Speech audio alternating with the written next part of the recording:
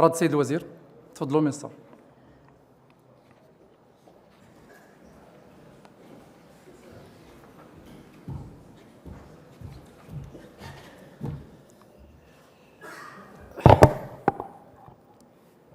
اولا يمكن لي نقول لكم بانه الانتاج من الحبوب الرئيسيه الثلاث غادي يكون جد متوسط، وماشي الاعلان ديالو ولا بده يكون في ليزاسيس.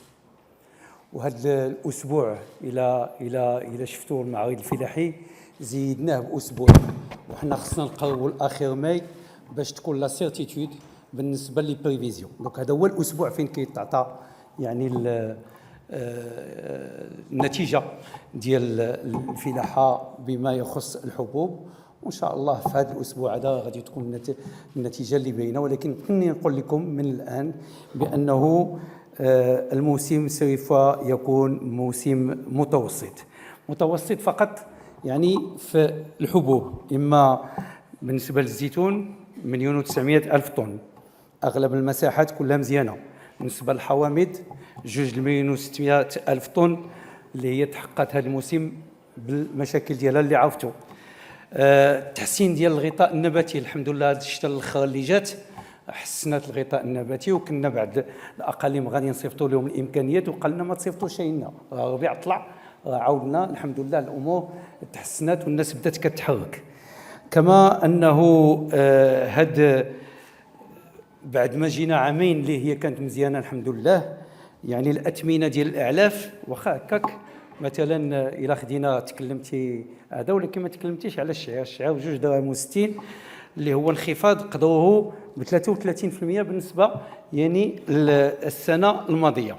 ولكن اللي يمكن لي ناكد عليه اليوم هو رغم عدم الانتظامات ديال التساقطات، لانه في واحد لابيريود وقفات الشتاء بوندون شهرين ونص ولا 3 ديال الشهور هي من السطات للفوق ودكالا، وهذا كلها مناطق اللي هي تقسحات لانه ما كانش فيها الانتاج اللي هو مزيان وتراجع يعني المحصول. ولكن الديناميه الكبيره للقطاع الفلاحي وتطور مختلف سلاسل الانتاج غيمكننا من الحفاظ على نفس مستوى الناتج الداخلي الخام اللي غيتراوح ان شاء الله بين 124 و 125 مليار.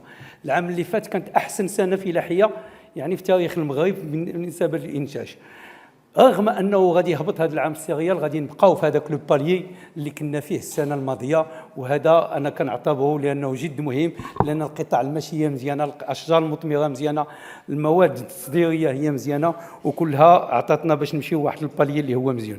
المناطق الاخرى اللي مقصحه بحال الصراغنا ومراكش وسطات وسيدي بن نور وقليب بن سليمان وبرشيد وواحد وتاوريط وجراده وقصيف بلا ما نذكرهم كلهم، هادو غادي تكون عندهم برامج ان شاء الله باش ندعموهم في هذه الظروف اللي غادي تجي تكون الا كانت صعبه، باش غادي نعطيهم يعني الماء والعلف، وهذا غادي كما الموالفين كنعملوه غادي نعملوه ان شاء الله في هذه السنه. التامين غادي يخرج، كاين مليون راه الناس راهما في الميدان وبداو كيديروا التقييم ديالهم باش يبدا التعويض في احسن الظروف. متنو مكناس، حنا فرحانين باش نكونوا في مكناس. عملنا سميتو، حنا الا بغيتي تحاسب معايا على سميتو هذا الشيء ديال لي زاسيز، تحاسب مع الحكومه كلها ابتداء من الوزاره ديالكم، واش كلهم تبعوا كل سنه كيديروا.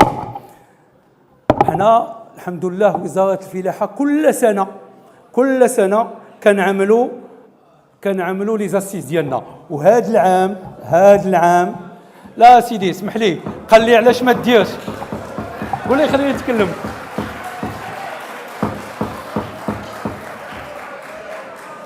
شويه خلوني نتكلم، ياك حتى هو تكلم. الساده النواب، الوقت خلوا السيد الوزير يجاوب. السيد الرئيس رجاء الساده النواب، الكلمه سيد الوزير. شوف تفضل سيد الوزير. الله يخليكم، يا كتحس معايا السيد الرئيس، عندك الحق كتطلب. الله يخليك شوف سيد الوزير. الوقت خليو السيد الوزير يكمل الجواب ديالو. تفضل سيد الوزير. شوف لي زاسيز ما داخلينش في واحد البرنامج حكومي، هي سياسه تواصليه صافي. هي سياسه تواصليه واللي بغى يعمل شي حاجه في المنطقه ديالو، حنا هذيك مكناس ما هي الى اسوسياسيون، فهمتي؟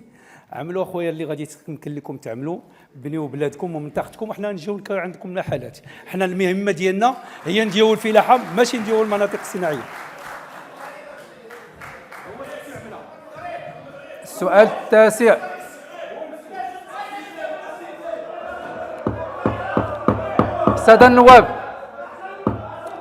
السادة النواب رجاء السادة النواب، السؤال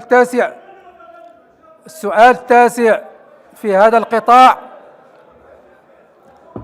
لفريق العدالة والتنمية عن تفويت بعض القطع الأرضية الفلاحية من ملك الدولة الخاص إلى مستغليها.